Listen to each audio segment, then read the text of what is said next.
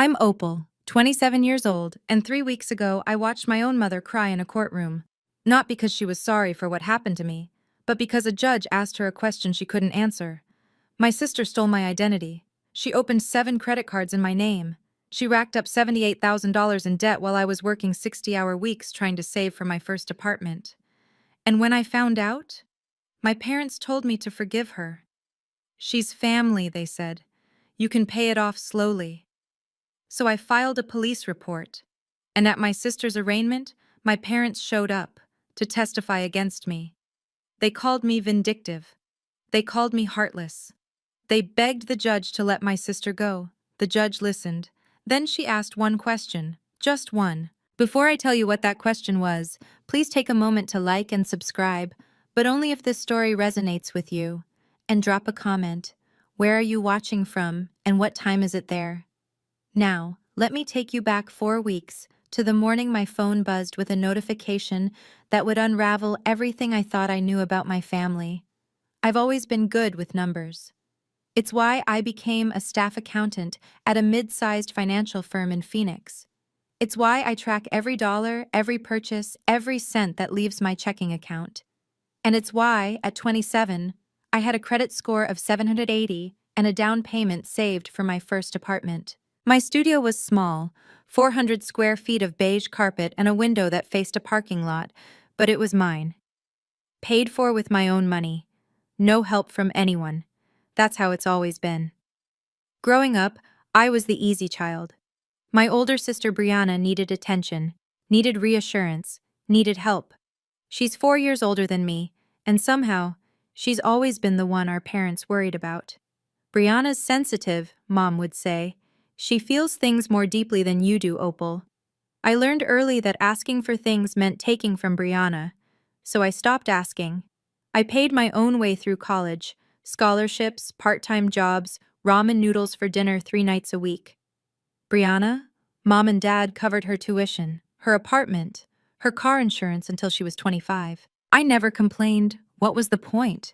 You're so independent, Dad told me once, like it was a compliment, like I'd chosen this instead of having it forced upon me.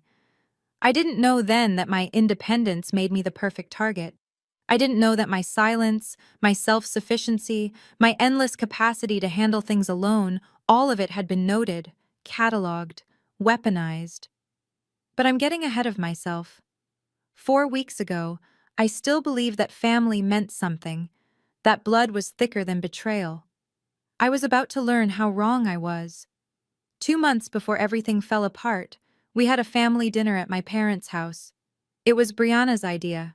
She'd been posting about reconnecting with family on Instagram, and Mom ate it up. I drove 45 minutes after work to be there, brought a bottle of wine, set the table without being asked. When Brianna walked in, late of course, Mom practically ran to hug her.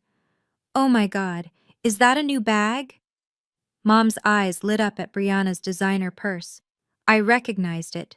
Coach. Had to be at least $500. "Honey, you shouldn't be spending like that if you're struggling." Brianna just smiled, tossing her blonde hair over her shoulder. "Don't worry, Mom. I've got it handled." Nobody asked where I got my bag. Nobody asked about anything. During dinner, the conversation orbited around Brianna. Her job at the boutique, her new apartment, her dating life. Mom leaned in, concerned. "Do you have enough for rent this month, sweetheart?" I tried once. "I'm actually saving for a down payment on an apartment. Should be ready to buy in a few months." Mom nodded absently. "That's nice, honey. Opal, can you clear the plates?" Later, Brianna cornered me in the kitchen. "Hey, can I borrow your laptop real quick? I need to check my email. My phone's almost dead." "Sure." I handed it over without thinking. She disappeared into the living room for 20 minutes. I didn't think anything of it. Why would I? She was my sister. I didn't know she was scrolling through my saved documents, my cloud storage, the folder I'd stupidly labeled important documents. I didn't know that dinner was reconnaissance, but I'd figure it out soon enough. I should tell you about the time Brianna and I lived together. 3 years ago, right after I graduated. She needed a roommate. I needed cheap rent. It made sense. For 8 months, we shared a 2-bedroom apartment in Tempe. And because she was my sister, Because I trusted her completely. I never hid anything. She saw my mail, my bank statements, my social security card when I was filling out paperwork for my new job. "What's your social?" she'd asked once, casually, while I was sorting through documents on the couch. "Why?" "I'm updating the emergency contact info on my phone plan. Want to add you." I rattled off the 9 digits without hesitation. She's my sister, I thought. What's she going to do? Commit identity theft? There were other moments too, small ones, easy to forget.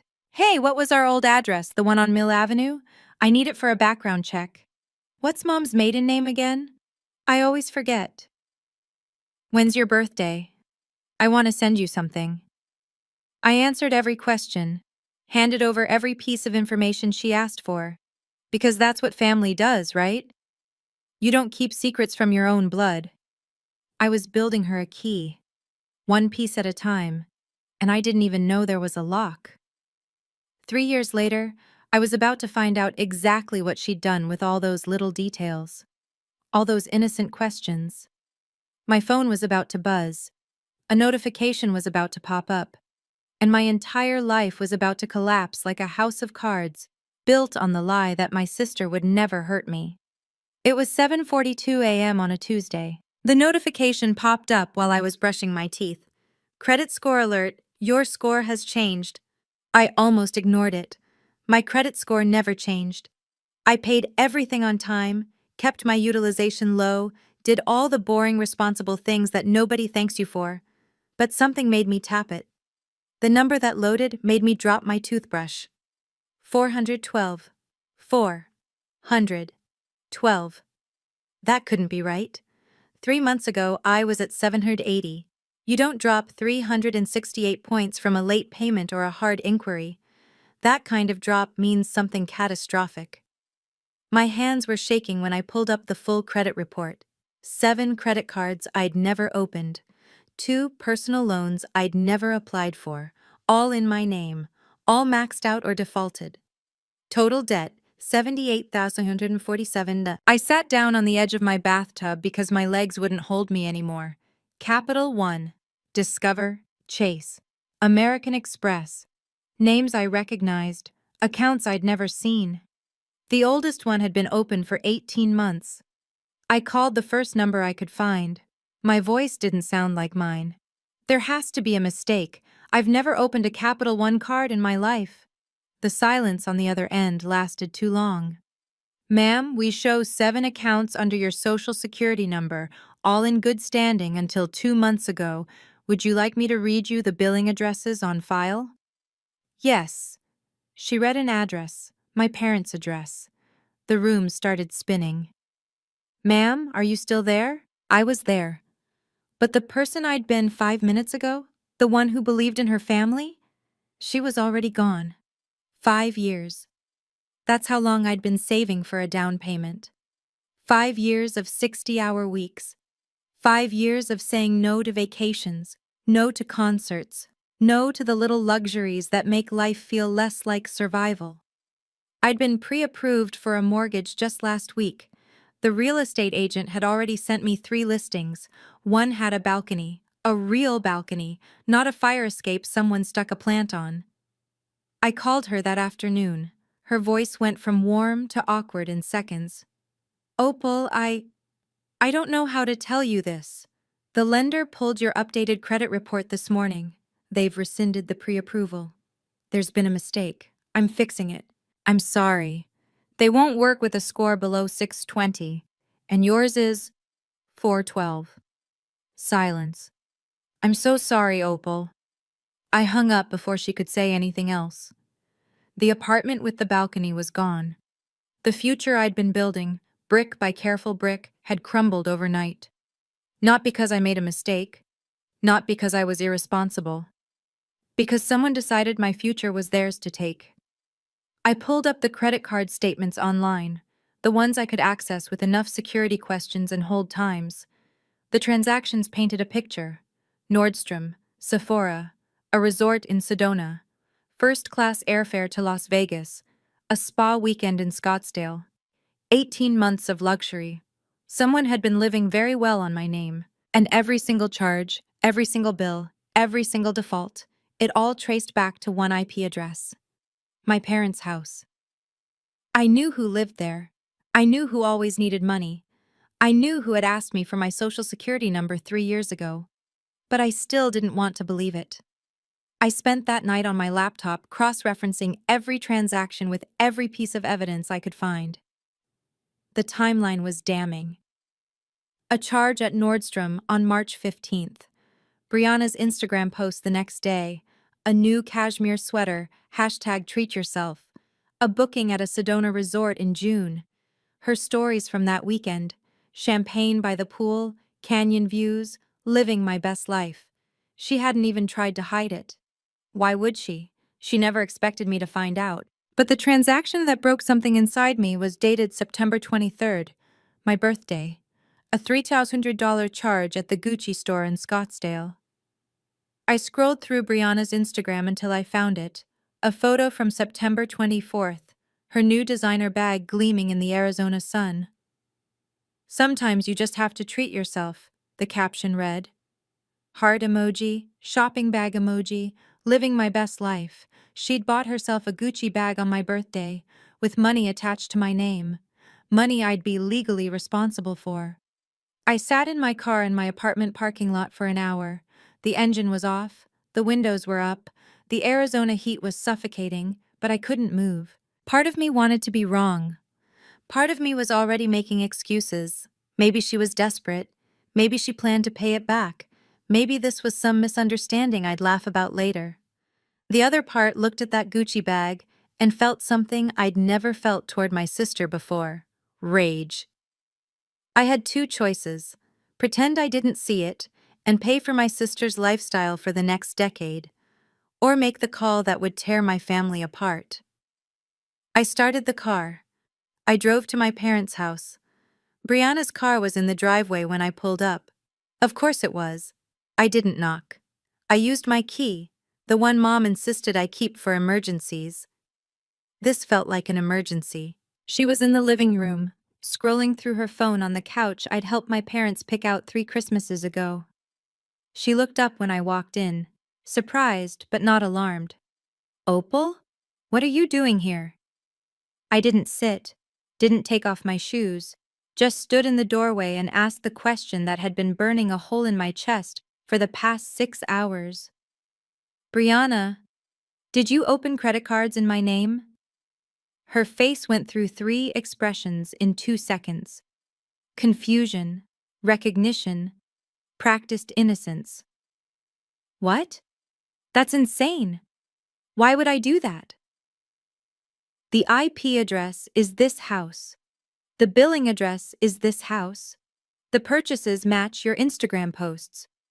She blinked, set down her phone, stood up slowly. Okay, fine. Her voice shifted, harder now, defensive. But I was going to pay it back. $78,000? You don't understand how hard things have been for me. You bought a Gucci bag on my birthday. You have a stable job. I have nothing. You could have helped me, but you never offered. I stared at her. This woman I'd shared a room with as a child, shared secrets with, defended to friends who said she seemed selfish. I didn't offer because you didn't ask. You just took. It's not stealing if it's family. I heard footsteps behind me. Mom's voice sharp with concern. What's going on? Brianna, why are you yelling? And just like that, the real confrontation began. Mom swept into the room in her gardening apron, dirt still on her gloves. Dad followed a few steps behind, cautious as always. What's all this noise about? Brianna was already crying. I hadn't seen the switch happen, but there it was, tears streaming down her face, voice wobbling like a child's. Opal's accusing me of stealing. I'm not accusing, I'm stating facts. Mom turned to me, her expression already hardening. Opal, what exactly is going on? I explained. The credit cards, the loans, the $78,000, the IP address, the transactions that matched Brianna's lifestyle like puzzle pieces clicking into place. Mom listened. Then she looked at Brianna. Brianna, is this true? A sob, a nod. I waited for the outrage, the shock, the how could you? Instead, Mom turned back to me. Can't you just help her fix this quietly? The words hit me like a slap. Mom, she stole my identity. She didn't steal anything. She borrowed.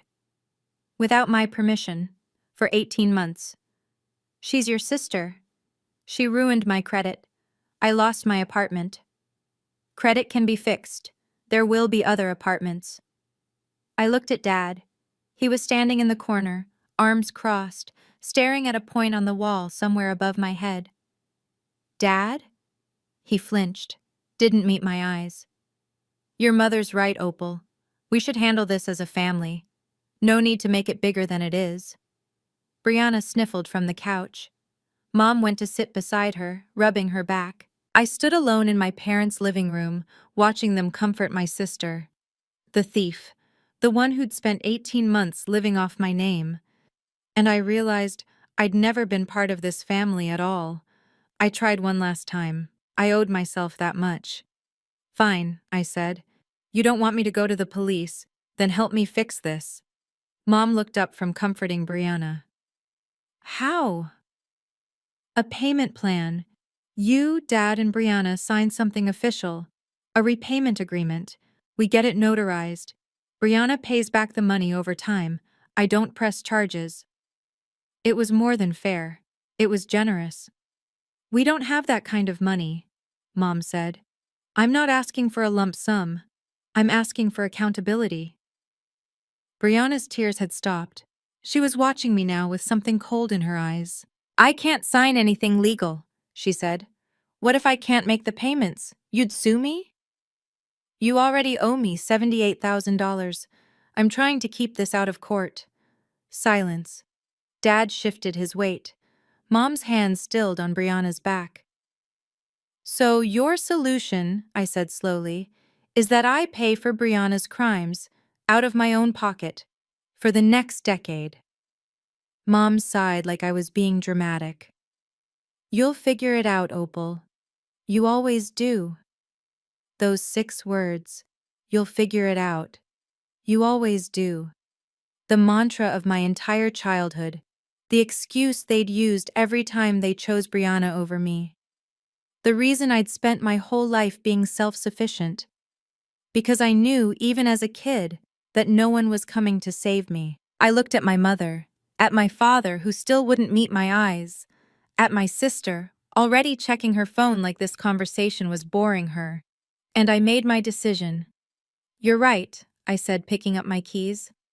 I will figure it out, just not the way you want me to. I walked out without looking back. Okay, let me pause here for a second. I want to ask you something, because at that moment, I was standing in my parents' living room, realizing no one was going to help me. What would you have done? Would you have walked away and paid the debt yourself to keep the peace? Or would you have done what I did next? Drop your answer in the comments. A for keep the peace, or B for take action. And if you're still with me, hit that subscribe button. Because what happens next? Even I didn't see it coming. The next morning, I told Marcus. Marcus Reeves worked 2 cubicles down from me. Corporate law wasn't his specialty. He mostly handled contracts and compliance, but he'd passed the bar, and right now, he was the closest thing I had to legal counsel. We sat in the break room during lunch. I laid it all out. The credit cards, the loans, the family meeting, my parents' refusal to help. He listened without interrupting. When I finished, he set down his coffee. Opal, this isn't a family dispute. This is identity theft. Federal crime. I know. She could face up to 15 years. My stomach dropped. 15 years? That's the maximum. Realistically, first offense, she'd probably get probation and restitution, but you have every right to press charges. She's my sister. And she treated you like an ATM. He leaned forward. I've seen this before. People who steal from family count on one thing: that family won't report them. The moment you file that report, You take that power away. What if I'm wrong? What if there's an explanation? Is there? I thought about the IP address, the billing address, the Instagram posts, the Gucci bag purchased on my birthday. No. Then you're not wrong. He pulled out his phone, typed something, slid it across the table. Phoenix Police Department, Financial Crimes Unit.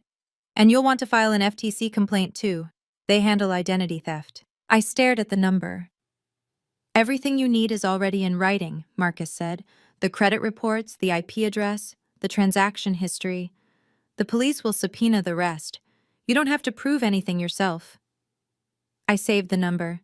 I didn't call it that day, but I didn't delete it either. That night I couldn't sleep. I kept scrolling through old text conversations with Brianna, years of messages, birthday wishes, memes, random updates about nothing. And then I started noticing patterns. 3 years ago, right after we stopped being roommates, "Hey, what's your old address? The one on Mill Avenue? I need it for a background check." I'd sent it without question. 2.5 years ago, "Do you remember Mom's maiden name? I forgot and I need it for some form." I'd replied, "Williams. Why? Just some bank thing." "Thanks, sis." 2 years ago, "What's your birthday again? I want to send you something." She knew my birthday. She'd been to 25 of them, but I'd typed it out anyway. September 23rd. And then, 18 months ago, 1 week before the first fraudulent credit card was opened, "Hey, can you send me your SSN? I want to add you to the family phone plan." I scrolled to my response. 9 digits, sent with a heart emoji. "There you go. Thanks for adding me." There it was, in writing. The moment I handed my sister the key to my entire financial identity, and didn't even realize it. Security questions, previous addresses, mother's maiden name, social security number. She'd been collecting pieces of me for years, patiently, methodically, waiting for the moment when she needed them. I stared at that text message for 20 minutes. I'd sent it. Me. I gave her my social security number because she asked nicely, and I trusted her. How do you press charges against someone for using exactly what you handed them? You do it because what they did with it was a crime. I picked up my phone and dialed the number Marcus gave me. The Financial Crimes Unit was smaller than I expected. 3 desks, fluorescent lights, a water cooler that gurgled in the corner. Detective Angela Ford was in her early 40s, with short gray-streaked hair and the kind of tired eyes that had seen too many of these cases. She listened as I walked her through everything: the credit report, the transactions, the text messages, the family meeting. When I finished, she nodded slowly. "This is a clear case, Ms. Carter. We'll open an investigation." "How long will it take?" "A few weeks to gather evidence. We'll subpoena records, trace the IP addresses, verify the signatures on the applications." She looked at me. "Are you prepared for what happens next?" "What do you mean?" "I mean your sister will be arrested. She'll be charged. This will go to court." She paused. "Family cases are hard. People change their minds. They don't want to testify." "I won't change my mind." "I hope not." She handed me a card. "Call me if anything happens. And Ms. Carter, you did the right thing." I walked out of the police station feeling lighter and heavier at the same time. That evening I called my parents. I owed them that much. "I filed a police report today," I said, "against Brianna." The silence lasted 3 seconds. Then Mom exploded. "You did what?" "I had no choice. You're sending your sister to prison? I'm reporting a crime. She's family. She stole $78,000 from me. We raised you better than this. You raised me to be taken advantage of." Mom's voice went cold. "If you don't drop those charges, Opal, you are no longer welcome in this family." The line went dead. I sat in my car and cried for the first time in 4 years. 3 days later, I got a text from Dad. "Family meeting Sunday. 2 p.m. Please come." I almost didn't go. But some part of me, the stupid, hopeful part that still believed in redemption, thought maybe they'd changed their minds. Maybe they'd realized how wrong they'd been. I was wrong about being wrong. When I walked into my parents' living room, it wasn't just Mom, Dad, and Brianna waiting for me. Aunt Carol was there, Uncle Pete, Grandma June in her wheelchair, lips pursed in disapproval. Even my cousin Derek, who I hadn't seen in 2 years. A tribunal. That's what this was. "Sit down, Opal," Mom said. Her voice was ice. I stayed standing. Mom rose from the couch. "Opal needs to explain to everyone why she's trying to destroy this family." Aunt Carol spoke first. "Brianna made a mistake, Opal. We all make mistakes."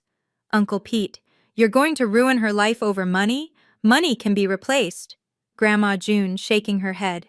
"In my day, families handled things privately. This is shameful." I looked around the room. 12 people, not one on my side. Brianna sat in the armchair by the window, tears streaming down her face, Mom's hand on her shoulder. The victim, the fragile one, the daughter worth protecting. "Look at her," Mom said. "Look at what you're doing to your sister." I did look. I saw a 31-year-old woman who had spent 18 months stealing from me without a second thought, who had bought designer bags and spa weekends and first-class flights while I worked 60-hour weeks. "I'm not destroying this family," I said. "Brianna did that 18 months ago when she decided my identity was hers to use. I'm just the one who found out." No one responded. Dad finally spoke. He'd been silent in the corner, arms crossed, staring at the floor. "Opal," his voice cracked. "Can't you just drop this? For me? For me. Not for justice. Not for what's right. For him. So he wouldn't have to deal with the discomfort of having a daughter who committed a crime and another daughter who refused to be a victim." I looked at him, really looked at him, for the first time in years. He seemed smaller than I remembered, older, broken in a way that had nothing to do with me. "No, Dad, I can't." Mom stood up. "Then we have nothing more to say to each other. If you walk out that door, Opal, don't come back." The room held its breath, 12 pairs of eyes on me, waiting. I picked up my purse, walked to the door, then I turned around one last time. I've spent my whole life being the daughter who didn't need anything, the one who figured things out on her own, the one who never asked for help because I knew it wouldn't come, and I accepted that. My voice was steady, calmer than I felt. But I will not accept paying for a crime I didn't commit just because the criminal shares my last name. I opened the door, stepped through it. Behind me, I heard Mom start to cry, not the gentle sniffling she'd done for Brianna. This was ugly sobbing, the sound of someone losing control of a narrative they'd been writing for 30 years. I kept walking. I didn't know that would be the last time I'd see my family before the courtroom, and I definitely didn't know they were already planning their next move. 3 weeks of silence, no calls from Mom, no texts from Dad. Brianna blocked me on everything, Instagram, Facebook, even LinkedIn, as if I'd try to network with her after this. I went to work, came home, checked my credit report obsessively, waited. Then Detective Ford called. "Ms. Carter, we have enough to proceed. The DA is pressing charges." I sat down on my kitchen floor because my legs wouldn't hold me. "What charges?" "Identity theft, credit card fraud, mail fraud. She redirected some of your statements to your parents' address." A pause. "She's looking at 5 to 15 years if convicted." 15 years, I repeated. "That's the maximum. Realistically, with no prior record, she'll likely get a plea deal, probation, restitution, maybe some community service." Another pause. "But there's something else you should know." "What?" "During our investigation, we found another victim, a former roommate of your sister's, from about 6 years ago. Same pattern. Credit cards, small loans. She never pressed charges." The floor tilted. "I'm not the first." "No, you're just the first one who didn't stay quiet." I closed my eyes. All those years of thinking I was special, the trusted sister, the one Brianna would never hurt. I wasn't special. I was just next in line. There's an arraignment scheduled for next Thursday, Detective Ford continued. You'll receive a summons as a material witness. I have to testify? Eventually, yes. But the arraignment is just the formal reading of charges. You don't have to speak. You just have to be there. I thanked her and hung up. Next Thursday. In 7 days, I would sit in a courtroom and watch my sister answer for what she did. I wasn't ready, but I'd be there anyway. The Maricopa County Superior Courthouse was all sharp angles and fluorescent lights. I'd worn my most professional outfit, a navy blazer, white blouse, hair pulled back, armor. The courtroom was smaller than I expected. Wood paneling, hard benches, a seal of Arizona behind the judge's chair, a handful of people waiting for other cases, a court reporter setting up her machine. I took a seat in the third row. Witness section, the bailiff had said. I clasped my hands in my lap to stop them from shaking. Brianna was already there, at the defendant's table. She looked different.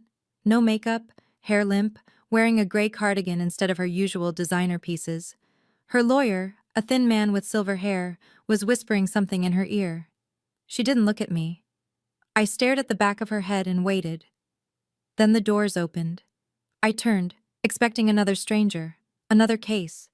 It was my parents. Mom in her Sunday dress, Dad in the sport coat he wore to weddings and funerals.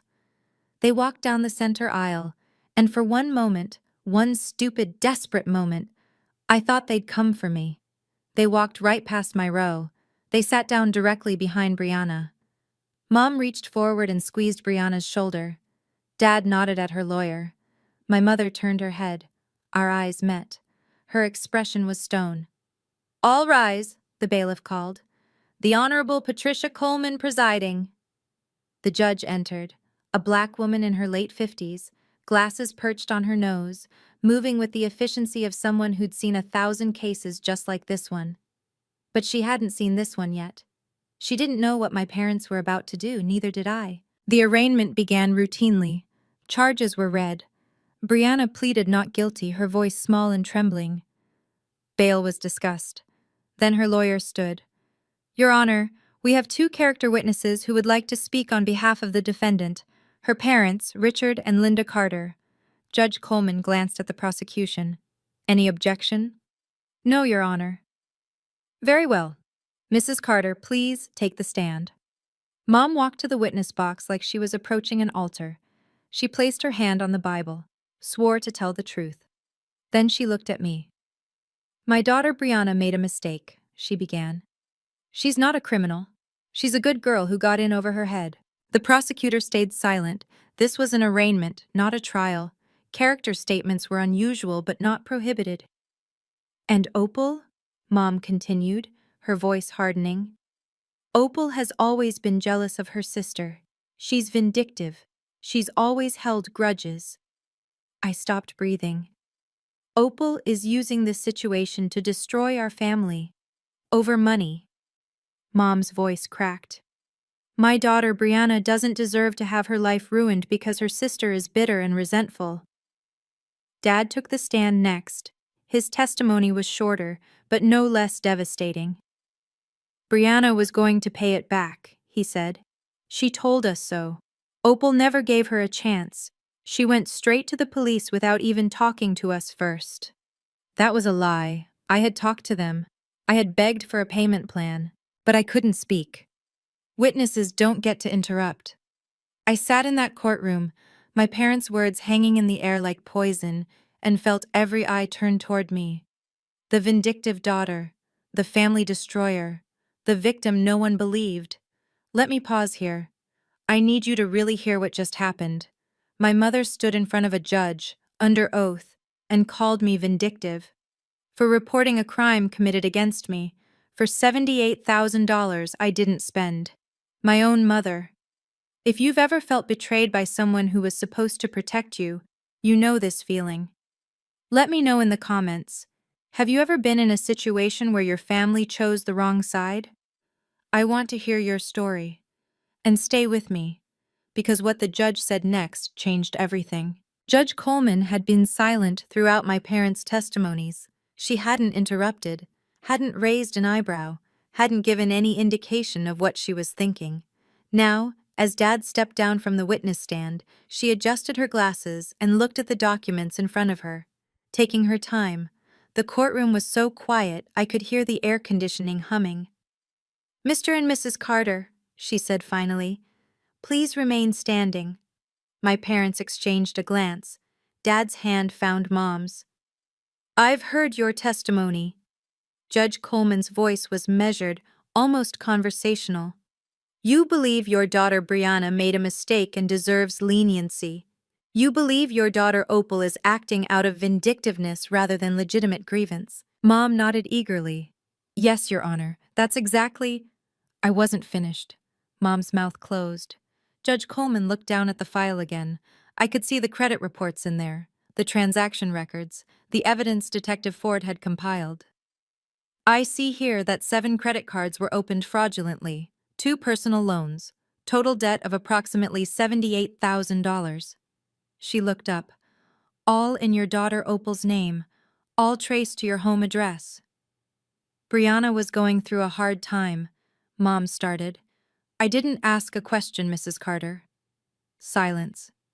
The judge set down the file, removed her glasses, folded her hands. "I have one question for both of you." My heart stopped. The courtroom seemed to shrink. Everyone was watching: the lawyers, the court reporter, the bailiff, the strangers waiting for their own cases. Judge Coleman looked directly at my parents and asked the question that would change everything. "Mr. and Mrs. Carter."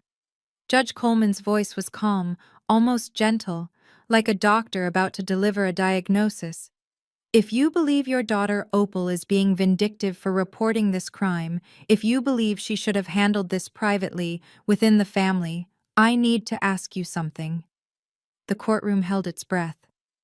"At any point in the last 4 weeks, did either of you offer to pay off the $78,000 debt that your daughter Brianna created in Opal's name?" The question hung in the air like a blade. Mom opened her mouth. No sound came out. Dad stared at the floor. 5 seconds passed. 10, 15. Judge Coleman waited. Mom started. Stopped. Her hands were shaking. "We don't have that kind of money." "I didn't ask if you had the money. I asked if you offered." Silence. "Did you offer a payment plan? Did you offer to co-sign a loan? Did you offer anything at all to help your daughter Opal, the one whose credit was destroyed, whose future was stolen, whose identity was used without her consent?" "Nothing." "Did you even ask how she was doing?" Mom's face crumpled. The polished facade shattered. Tears, real tears this time, not the performative kind she'd been coaching Brianna on, streamed down her cheeks. Dad still wouldn't look up. "Your silence is noted." Judge Coleman put her glasses back on. "You've asked this court to show mercy to the daughter who committed fraud. But I see no evidence, none, that either of you showed mercy to the daughter who became her victim." I sat in that courtroom, surrounded by strangers, and felt something I hadn't felt in weeks. Validation. Someone finally saw the truth. Mom was sobbing now. Not the gentle, sympathetic tears she'd produced while comforting Brianna. This was ugly, raw, the sound of someone whose mask had been ripped away. "I just wanted to keep my family together," she choked out. Judge Coleman's expression didn't change. "Mrs. Carter, a family is not held together by one member sacrificing themselves for another's crimes. It is held together by accountability, honesty, and equal treatment." She turned to Brianna. My sister hadn't moved since the question was asked. She sat frozen at the defendant's table, her lawyer's hand on her arm, staring straight ahead like she was watching her future collapse in real time. "Ms. Brianna Carter, you've entered a plea of not guilty. However, the evidence presented to this court is substantial.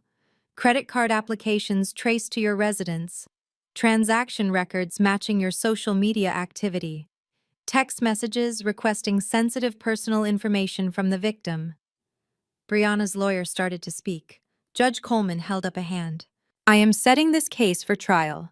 Ms. Carter will remain free on bail with the following conditions: no contact with the victim, mandatory check-ins with a probation officer, and surrendering of passport. She looked at Brianna directly. Ms. Carter, I strongly suggest you consult with your attorney about the benefits of a plea agreement. The evidence against you is compelling.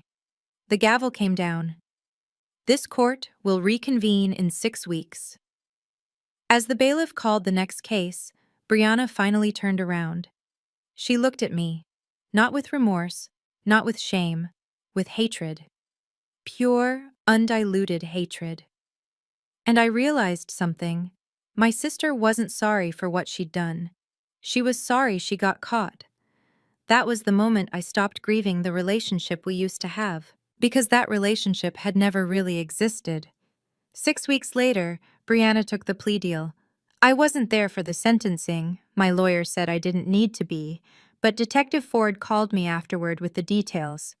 She pleaded guilty to identity theft and credit card fraud, Ford said. The mail fraud charge was dropped as part of the agreement. What's her sentence? 2 years suspended, 5 years probation, 200 hours of community service. A pause. And full restitution to you. $78,000 plus interest. She'll be making monthly payments until it's paid off. I did the math in my head. At her income level, that would take at least 10 years, maybe longer. What else? No contact order. She can't approach you, call you, email you, or contact you through third parties. If she violates probation, misses a payment, fails a check-in, anything, she goes to prison to serve the full 2 years. And her record? Felony conviction. It'll show up on every background check for the rest of her life. I sat in my apartment, phone pressed to my ear, trying to feel something. Triumph, maybe. Relief. Justice. What I felt was exhaustion. Ms. Carter? Are you still there? Yeah, I'm here. You did the right thing. I know it doesn't feel like it, but you did. Does it get easier? Knowing you sent your own sister to... I stopped. Knowing you reported your own family? You didn't send her anywhere. Her choices did.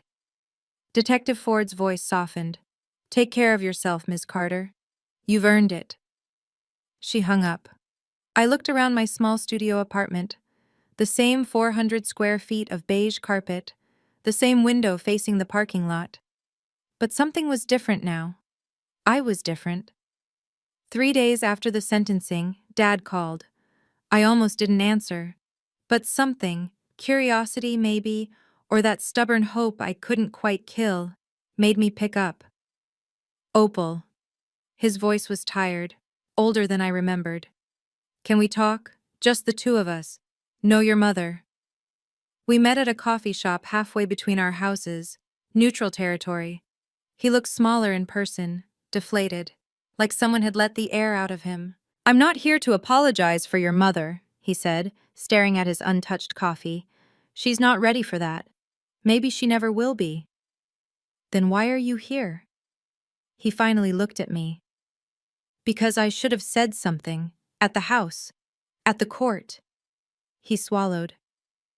I knew it was wrong, what Brianna did, what we were asking you to accept. I didn't know how to fix it. You didn't have to fix it, Dad. You just had to stand next to me. Silence. I know. His voice cracked. I know that now. We sat there for an hour. He didn't fully apologize, not the way I needed him to. But he acknowledged what happened. He admitted he'd failed me. It wasn't enough. But it was something. I set my boundaries before I left. I won't be at any family events where Brianna is present. You can call me, but we're not discussing her. And Mom can reach out when she's ready to have a real conversation, not one where she's defending Brianna or blaming me. Opal? Those are my terms, Dad. Take them or leave them. He nodded slowly. Okay. I can do that. I drove home alone. One relationship salvageable, one uncertain, one dead. That would have to be enough. 6 months after the trial, I got my first restitution check. $472. A fraction of what Brianna owed me. But it was something. Proof that consequences existed, that actions had weight. I deposited it into my savings account and watched the number grow. My credit score had climbed from 412 to 580. Still not great, but improving. Every month, the fraudulent accounts were being removed. Every month, I was getting a piece of myself back. At work, something unexpected happened. My boss called me into her office. I thought I was in trouble, but instead, she offered me a promotion. "I heard about what you went through," she said. "Not the details, just the broad strokes. Takes a lot of integrity to pursue something like that when family's involved." It wasn't about integrity, it was about survival. That's the same thing sometimes. I got a raise, a new title, an office with a window, small, but mine. The apartment with the balcony was long gone, but I found another one, closing in 8 months. The down payment was almost ready. I still lived in my studio, still tracked every dollar. But the tracking felt different now, less like survival, more like building, less like hiding, more like growing. I had therapy every other week, a support group for identity theft victims, once a month. Turns out there's a lot of us. Turns out family members are the most common perpetrators. I wasn't alone. I'd never been alone. I just hadn't known where to look. One night, I stood in my kitchen making dinner for myself and realized I was humming. I couldn't remember the last time I'd done that. Healing isn't a straight line, but I was finally walking it. People ask me if I regret it. Pressing charges, losing my family, watching my mother cry in a courtroom and feeling nothing but vindication. The honest answer is, sometimes. Some nights, I still reach for my phone to text Brianna something stupid. A meme, a memory, a question only she'd understand. Then I remember. And the absence hits all over again. I miss the sister I thought I had. I miss Sunday dinners, where I felt like part of something. I miss the fantasy of a family that put me first, even though that fantasy was never real. But I don't regret choosing myself. For 27 years, I was the easy one. The one who didn't need anything. The one who handled things so everyone else could fall apart. That opal is gone. The opal I am now has boundaries. Clear, non-negotiable boundaries. I don't share personal information with anyone, family or otherwise, without a reason. I don't accept guilt trips as arguments.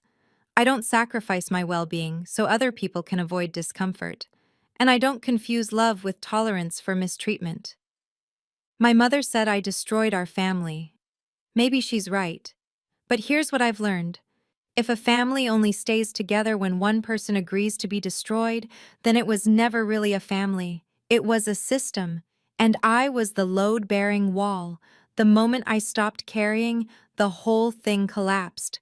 But that's not my fault. That's just physics. So if you're watching this and you've ever had to choose between keeping the peace and keeping your self-respect, I want to hear your story. Drop it in the comments. We're all in this together. And remember, you are allowed to stop being the easy one.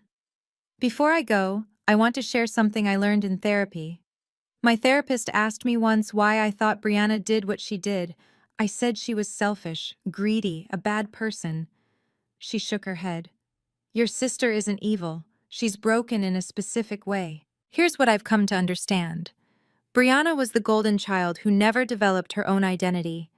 Our parents protected her so much that she never learned to handle failure, disappointment, or responsibility. When life got hard, she didn't have coping skills. She had shopping. She had denial. She had me. She used my identity because she didn't have one of her own. That doesn't make it okay. It doesn't make it forgivable. But it makes it understandable. And me? I was the invisible child. The one who learned early that my needs didn't matter.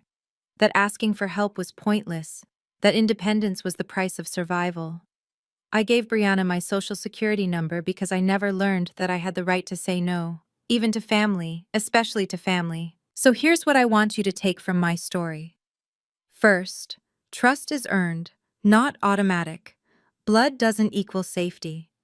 Second, People who call you dramatic for setting boundaries are usually the ones who benefit from you having none. Third, protecting yourself isn't betrayal. It's not cruelty. It's survival. You are allowed to refuse to be used. You are allowed to say no. You are allowed to walk away from people who only see you as a resource. Even if those people raised you. Even if those people share your blood. Even if those people call it love. That's my story. Thanks for listening. Thank you for staying with me through this whole story. If any part of it resonated with you, if you've ever felt invisible in your own family, or had to make an impossible choice between peace and self-respect, I see you. Please share your story in the comments. I read every single one. And if you want more stories like this, hit subscribe and check the description for related videos. Take care of yourself. You deserve it.